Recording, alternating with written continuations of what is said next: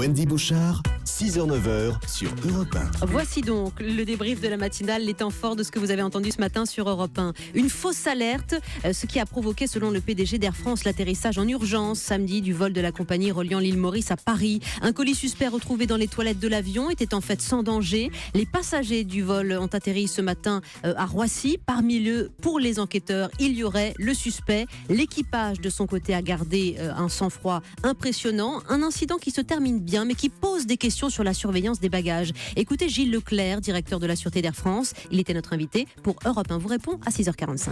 Pratiquement partout sur le territoire métropolitain, on a des systèmes, ce qu'on appelle les tomographes, qui regardent l'intérieur des bagages en 3D et avec un système également de détection des explosifs. Sur nos escales internationales, quand nous ne sommes pas satisfaits des contrôles, nous mettons des mesures supplémentaires et complémentaires pour fouiller une deuxième fois les bagages. Il faut se mettre à l'évidence que les bagages sont extrêmement bien surveillés en amont de manière totale à 100%.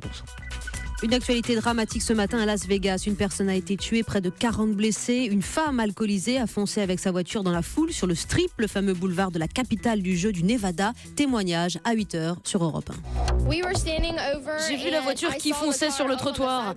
Il y avait une femme dedans, elle conduisait. Elle avait les deux mains sur le volant. On sentait qu'elle n'avait pas du tout l'intention de s'arrêter. Elle regardait droit devant et elle fonçait. Des hommes couraient après la voiture pour essayer de l'arrêter, mais ils n'y arrivaient pas. Ils hurlaient « stop, stop », mais elle a continué. On a mis en valeur également cette démarche ce matin. Écrire à nos soldats qui combattent Daesh pour les soutenir, pour leur exprimer notre reconnaissance. Une initiative de nos confrères de Ouest France qui lance un appel à tous les Français. Lecture de l'une de ces lettres à 8h au micro Europe 1 de François Coulon.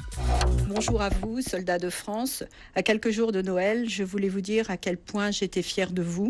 Nous connaissons le prix de votre engagement, des souffrances qu'il impose, du sacrifice qu'il peut exiger et que vous avez valeureusement accepté pour défendre la France et ses valeurs.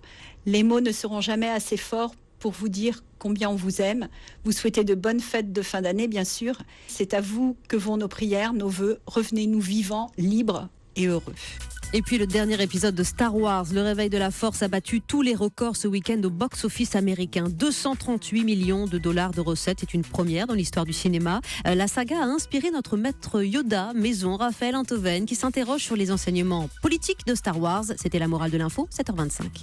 Palpatine est à l'origine du chaos auquel il met un terme en écrasant tous ses adversaires. Comme Hitler était à l'origine vraisemblablement de l'incendie du Reichstag qui lui a permis d'anéantir le parti communiste allemand. En fait, Wendy, on pourrait multiplier à l'infini les cas de figure dont Star Wars est exemplaire, où le peuple, manipulé, lutte sans le savoir pour la suppression de ses droits au profit d'un démagogue qui, lui, se fait passer pour le défenseur, le protecteur et l'avocat des gens qu'il dépouille de leur liberté. Donc la morale de l'info ? La morale de l'info, c'est qu'on reconnaît à coup sûr un démagogue ou une démagogue au fait qu'il ou elle souffle sur les braises et noircit le trait pour se donner ensuite le rôle du sauveur. Très bonne chronique de Raphaël Antoven sur le hashtag E1 matin, nous dit Laurence Rossi, Térébenthine, son pseudo, à bon entendeur salut à tous les manipulés plus ou moins consentants, ouvrez les yeux. Voilà ce qu'elle nous dit, c'était le débrief de la matinale.